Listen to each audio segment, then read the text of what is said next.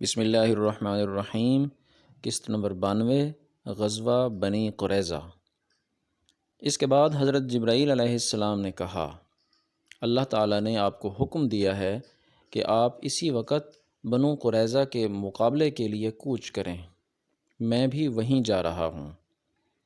اس پر حضور اکرم صلی اللہ علیہ وسلم نے اعلان کرایا، ہر اطاعت گزار شخص عصر کی نماز بنو قریظہ کے محلے میں پہنچ کر پڑھے۔ اس اعلان سے مراد یہ تھی کہ روانہ ہونے میں دیر نہ کی جائے۔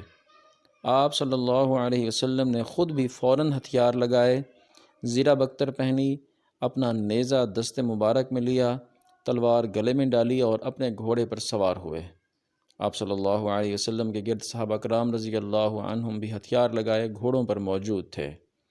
صحابہ کرام رضی اللہ عنہم کی تعداد 3000 تھی، ان میں 36 گھوڑ سوار تھے، ان میں بھی 3 گھوڑے حضرت صلی اللہ علیہ وسلم کے تھے۔ اس غزوہ کے موقع پر آپ صلی اللہ علیہ وسلم نے حضرت عبداللہ بن ام مکتوم کو مدینہ منورہ میں اپنا قائم مقام مقرر فرمایا۔ حضور اکرم صلی اللہ علیہ وسلم سے آگے آگے حضرت علی پرچم لیے ہوئے بنو قریظہ کی طرف روانہ ہوئے۔ حضرت علی چونکہ آگے روانہ ہوئے تھے اس لیے وہاں پہلے پہنچے۔ انہوں نے مہاجرین اور انصار کے ایک دستے کے ساتھ بنو قریظہ کے قلعے کے سامنے دیوار کے نیچے پرچم نصب کیا۔ ایسے میں یہودیوں نے حضور صلی اللہ علیہ وسلم کو برا بھلا کہنا شروع کیا۔ اس پر حضرت علی اور دوسرے صحابہ رضی اللہ عنہم کو غصہ آ گیا۔ نبی اکرم صلی اللہ علیہ وسلم وہاں پہنچے تو حضرت علی نے انہیں یہودیوں کی بدزبانی کے بارے میں بتایا۔ آپ صلی اللہ علیہ وسلم نے ان کی پوری آبادی کو گھیرے میں لینے کا حکم دے دیا۔ یہ محاصرہ 25 دن تک جاری رہا۔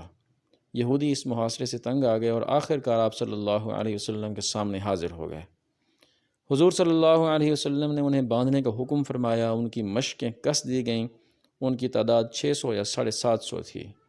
انہیں ایک طرف جمع کر دیا گیا، یہ سب وہ تھے جو لڑنے والے تھے۔ ان کے بعد یہودی عورتوں اور بچوں کو حویلیوں سے نکال کر ایک طرف جمع کیا گیا۔ ان بچوں اور عورتوں کی تعداد 1000 تھی۔ ان پر حضرت عبداللہ بن سلام رضی اللہ عنہ کو نگران بنایا گیا۔ اب یہ لوگ بار بار آپ کے پاس آ کر معافی مانگنے لگے۔ اس پر آپ صلی اللہ علیہ وسلم نے فرمایا، کیا تم اس بات پر رضامند ہو کہ تمہارے معاملے کا فیصلہ تمہارا ہی منتخب کیا ہوا کوئی آدمی کر دے؟ انہوں نے جواب دیا، سعد بن معاذ رضی اللہ عنہ جو فیصلہ بھی کر دیں ہمیں منظور ہے۔ سعد بن معاذ رضی اللہ عنہ مسلمان ہونے سے پہلے ان یہودیوں کے دوست اور ان کے نزدیک قابل احترام شخصیت تھے۔ حضور صلی اللہ علیہ وسلم نے ان کی یہ بات مان لی۔ سعد بن معاذ رضی اللہ عنہ غزوہ خندق میں شدید زخمی ہو گئے تھے۔ وہ اس وقت مسجد نبوی کے قریب ایک خیمے میں تھے۔ اب حضرت صلی اللہ علیہ وسلم کے حکم پر انہیں بنو قریظہ کی آبادی میں لایا گیا۔ ان کی حالت بہت خراب تھی۔ آخر وہ نبی کریم صلی اللہ علیہ وسلم کے پاس پہنچ گئے، انہیں ساری بات بتائی گئی۔ اس پر حضرت سعد بن معاذ رضی اللہ عنہ نے کہا، فیصلے کا حق تو اللہ تعالیٰ ہی کا ہے یا پھر اللہ کے رسول کو ہے۔ حضور صلی اللہ علیہ وسلم نے ارشاد فرمایا، اللہ ہی نے تمہیں حکم دیا ہے کہ یہود کے بارے میں فیصلہ کرو۔ اب انہوں نے اپنا فیصلہ سنایا، میں یہ فیصلہ کرتا ہوں کہ ان کے مردوں کو قتل کر دیا جائے، ان کا مال اور دولت مال غنیمت کے طور پر لے لیا جائے اور ان کے بچوں اور عورتوں کو غلام اور لونڈیاں بنا لیا جائے۔ حضرت سعد بن معاذ رضی اللہ عنہ نے یہودیوں سے اپنی سابقہ دوستی کی پرواہ نہ کرتے ہوئے اتنا سخت فیصلہ اس لیے سنایا تھا کہ ان یہودیوں کا ظلم و ستم اور ان کی فتنہ انگیزی حد سے بڑھ گئی تھی۔ اگر انہیں یوں ہی زندہ چھوڑ دیا جاتا تو یقینی طور پر یہ لوگ مسلمانوں کے خلاف بدترین سازشیں کرتے رہتے۔ ان کا مزاج بچھو اور سانپ کی مانند ہو چکا تھا جو کبھی ڈسنے سے باز نہیں آ سکتا، اس لیے ان کا سر کچلنا ضروری تھا۔ ان کا فیصلہ سن کر حضرت صلی اللہ علیہ وسلم نے ارشاد فرمایا، تم نے اللہ تعالیٰ کے فیصلے کے مطابق فیصلہ سنایا ہے۔ اس فیصلے کی شان بہت اونچی ہے۔ آج صبح سحر کے وقت فرشتے نے آ کر مجھے اس فیصلے کی اطلاع دے دی تھی۔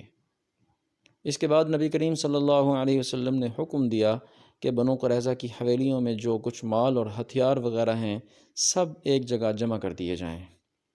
چنانچہ سب کچھ نکال کر ایک جگہ ڈھیر کر دیا گیا۔ اس سارے سامان میں 1500 تلواریں اور 300 زرہیں تھیں، 2000 نیزے تھے، اس کے علاوہ بے شمار دولت تھی، مویشی بھی بے تحاشا تھے۔ سب چیزوں کے 5 حصے کیے گئے، ان میں سے 4 حصے سب مجاہدین میں تقسیم کیے گئے۔ یہاں شراب کے بہت سے مٹکے بھی ملے، ان کو توڑ کر شراب کو بہا دیا گیا۔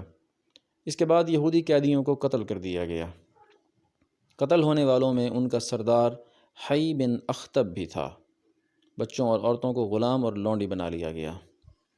اس واقعہ کے بعد حضرت سعد بن معاذ رضی اللہ عنہ غزوہ خندق میں لگنے والے زخموں کے باعث شہید ہو گئے۔ ان کے جنازے میں فرشتوں نے بھی شرکت کی۔ انہیں دفن کیا گیا تو قبر سے خوشبو آنے لگی۔ قیدی عورتوں کے بارے میں حضور اکرم صلی اللہ علیہ وسلم نے ارشاد فرمایا، جو عورتیں فروخت کی جائیں اپنے بچوں سے جدا نہ کی جائیں، یعنی جہاں ماں رہے وہیں ان کے بچے رہیں، جب تک کہ بچے جوان نہ ہو جائیں۔ اگر کوئی شخص اپنی لونڈی کو فروخت کرنا چاہے تو اسے اس کے بچے سے جدا نہ کرے۔